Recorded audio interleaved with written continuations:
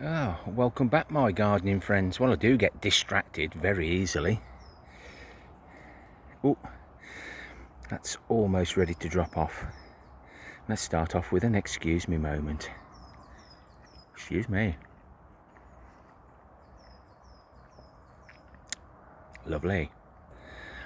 Sorry guys, but we all do it.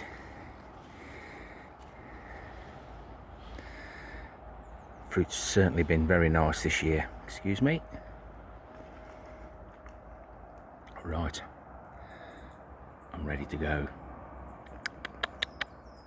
So it's Saturday the 10th of August 2024, and when I come up the allotment, now I don't eat fruit all the while, only when it's there, but I do like to have a little weed, because weeding isn't one of the best tasks we all like to do, but it's so important, especially around the giant sunflowers. I'd hate my granddaughter to say, "You haven't grown me a winning sunflower, Grandy." But it can soon go from that to this very quickly. And just by pulling a few weeds out, the plot looks so much better. Now that makes me feel better. More so, I've got more rubbish for the compost bin.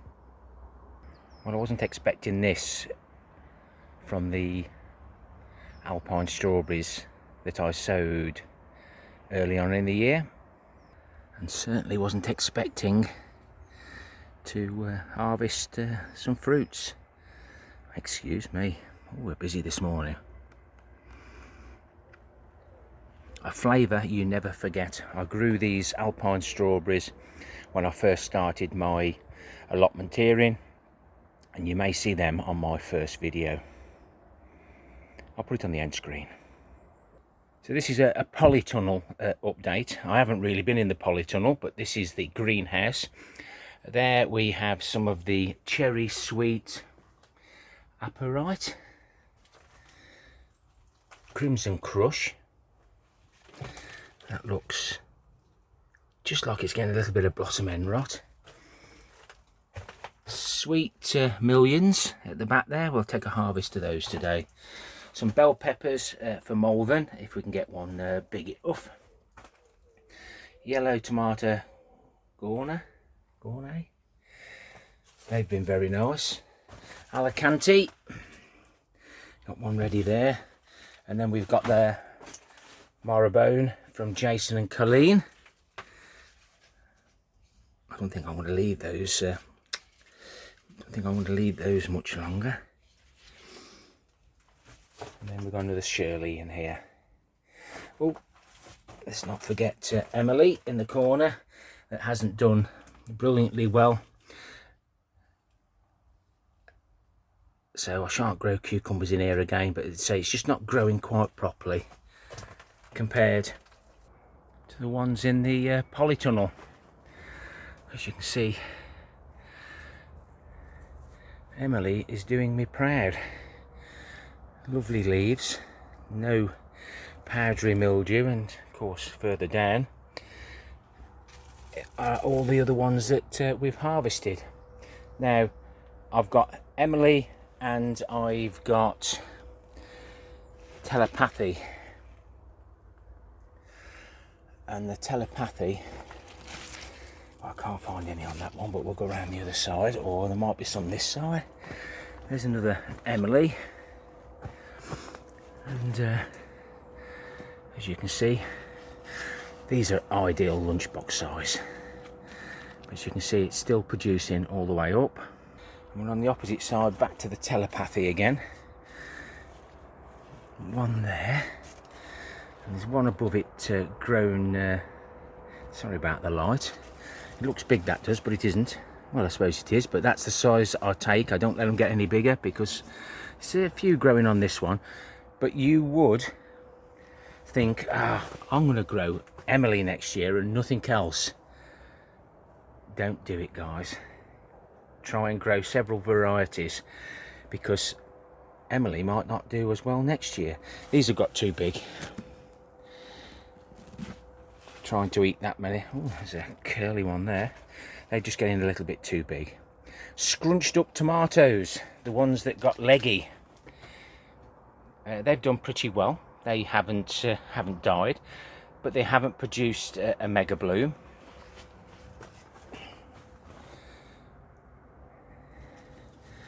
I was hoping that we get a nice mega bloom, and keep hoping, but nothing's appearing at the moment. But they are growing some nice big tomatoes. I have been removing a few of the fruits because we want the big ones to grow, but there's no mega blooms here, so possibly nothing for Malvern. We're just looking for ones that we think are going to produce a massive plant, but I will let some of those grow now. Doesn't look like we're going to get anything spectacular, but considering they were leggy, considering I bent them, I'll pop that in the playlist at the end as well for you to look at. The tomatoes look better now that we've trimmed them right back. I didn't come into the polytunnel, I did them in 3 stages, because in case we transferred any blight that we didn't know was there, because it does happen overnight. So that's the sweet million. Looks like it's going to produce some nice fruits. Another sweet million next to it. Some nice trusses there. Crimson Crush. Some of these tomatoes I will thin out because we won't be able to eat them all. Some Alicante. The black cherry, these are saved seed. Remember, we sliced them up, put them in pots. The black cherry always does well. So well, I've taken the top out because it was just completely going nuts. Tomato Shirley, one of quite a few people's favourites, and those are doing really well. Nothing wrong with me cutting those few off there. Hanging like grapes, as they say. Some long chilies here for Malvern, but they haven't done awfully well, but I'll save some seed. Tomato Purple Ukraine, and again saved seed, and we've got a Shirley on the end. Orange Banana, they're absolutely lovely, guys, and they're growing really well this time. The light's not helping, my filming isn't the best, but hopefully you'll get the picture. Literally can hardly see the screen. These are the tomato yellow mini, and that one's nearly ready, will be ready, because I should take that with me today. And there we've got Emile and the telepathy. I shall grow both of those again next year, and telepathy might beat Emile. And then more of the black cherries, and another purple Ukraine. We're at the top of the long root structure, the rocket launcher. We've got the parsnip there, another parsnip, carrot, and a beetroot on the end. It's a bit difficult to see, guys, but they look nice and healthy. And I'm hoping that those tap roots from those there will travel all the way along the guttering, all the way down, and end up in the water barrels at the end. Some people use 6 metre length guttering, but I'd rather use 4 metre and let the roots dangle into the water. It's only ever happened once with a beetroot, but I've got high hopes on some second places at Malvern this year. So literally out of 20 Emile cucumbers, I've only harvested 2 telepathy. So if I'd have grew all telepathy this time, I would have been disappointed. And having the greenhouse on plot 1 we're on plot 3 where the polytunnel is.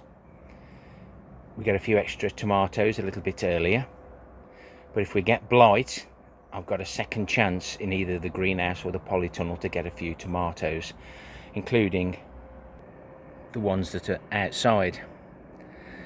These were not very good at the time, but they're coming on strong.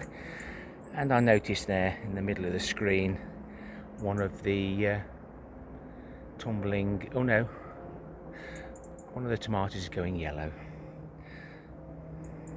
So it's best to have as many tomatoes as you can, but spread them out, similar to the potatoes.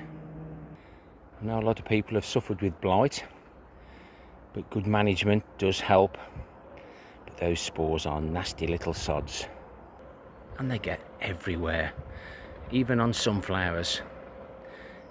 Blight can affect a lot of plants, but can cause devastation to our potatoes and tomatoes. If you've liked the content, please give me a thumbs up or a thumbs down for the interaction. Leave me a comment on whatever you like. Join in with the comments, give those comments a thumbs up. And why not consider subscribing? Remember, concentrate on the successes and not the failures. Happy gardening to you all. Till next time, my friends. Ta-ra for now.